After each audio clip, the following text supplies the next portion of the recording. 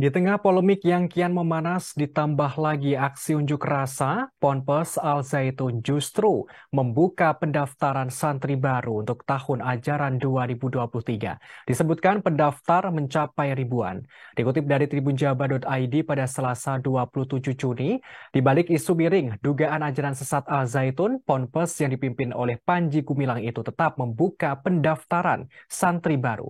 Bahkan kabarnya ada sekitar 1.000 santri baru yang mendaftar ke Al Zaitun untuk tahun ajaran 2023. Penerimaan santri baru itu diketahui berlangsung mulai tanggal 22 hingga 27 Juni 2023. Salah seorang petugas keamanan Ponpes Al Zaitun menyebutkan masih banyak calon peserta didik mendaftar santri di Ponpes ini.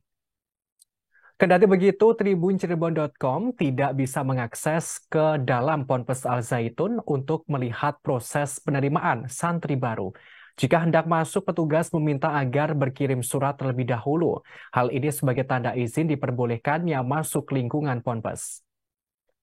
Perihal penerimaan santri baru ini, pihak Ponpes Al Zaitun mempostingnya melalui kanal YouTube Al Zaitun Official dengan judul Penerimaan Santri Baru Al Zaitun Tahun Pembelajaran 2023-2024. Dalam rekaman video tampak bus yang membawa calon santri bersama keluarganya. Mereka terus berdatangan ke pondok pesantren pimpinan Panji Gumilang itu. Ketua Pelaksana Penerimaan Santri Baru atau PSB Al Zaitun, M. Iqbal Aulia mengatakan penerimaan santri baru itu meliputi penerimaan santri MI, MTS, dan SMK. Para calon santri baru itu juga dilakukan tes kesehatan dan tes lisan, di antaranya tes wawancara, tes tahfiz, dan tes akademik. Presiden Organisasi Pelajar Mahat Al Zaitun, Sabrina Tifa Az-Zahra menyambut santri baru dengan ucapan selamat datang dan selamat menempuh pendidikan di Mahat Al Zaitun. Sebagaimana diketahui PWNU Jawa Barat yang mengharamkan orang tua memondokkan anak di Ponpes Al Zaitun. Hal tersebut diputuskan PWNU Jabar berdasarkan hasil Batsul Masail yang digelar beberapa waktu lalu. Terkini, penanganan polemik Ponpes Al Zaitun diambil alih oleh pemerintah pusat. Presiden Jokowi memerintahkan Menko Polhukam Mahfud MD dan Menteri Agama Yahud Khalil Qaumas untuk melakukan pendalaman. Kepala negara menyebutkan dua menterinya tersebut masih bekerja soal penyelesaian polemik Ponpes Al Zaitun. Kepala pemerintahan lantas akan mengumumkan hasil pendalaman itu terkait Ponpes Al Zaitun. Sementara itu, Menko Polhukam Mahfud MD menemukan 3 masalah dalam polemik pondok pesantren atau Ponpes Al Zaitun yang menjadi perhatian publik belakangan ini.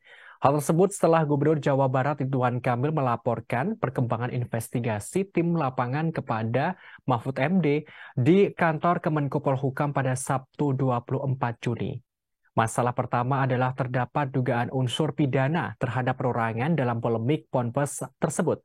Namun ia tidak menyebutkan secara rinci terkait unsur pidana apa yang terdapat dalam kasus ini. Mahfud menerangkan nantinya dugaan unsur pidana ini akan ditindaklanjuti oleh Polri, termasuk pasal apa yang akan dijerat di dalam kasus ini.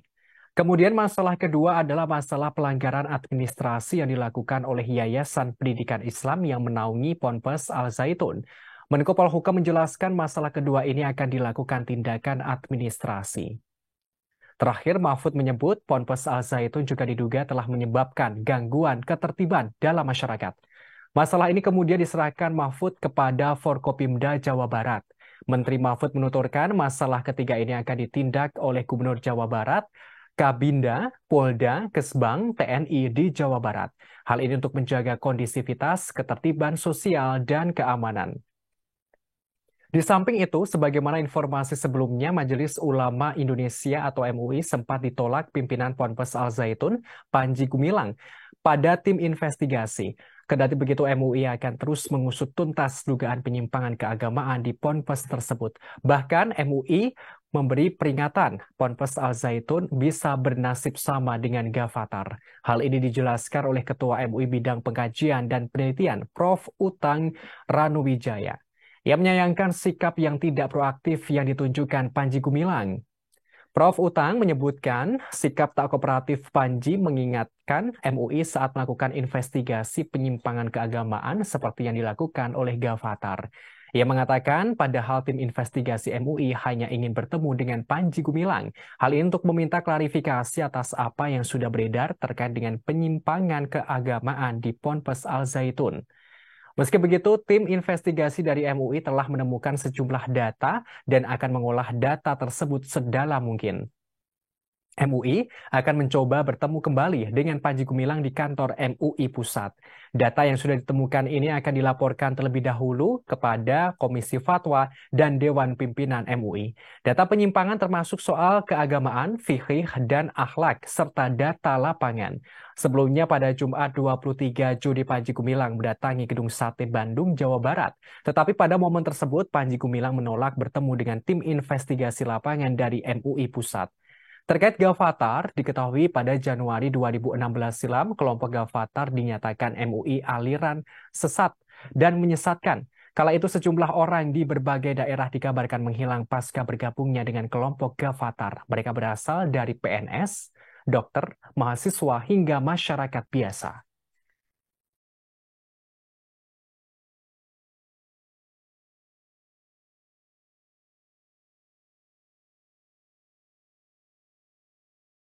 Terima kasih sudah nonton. Jangan lupa like, subscribe, dan share ya.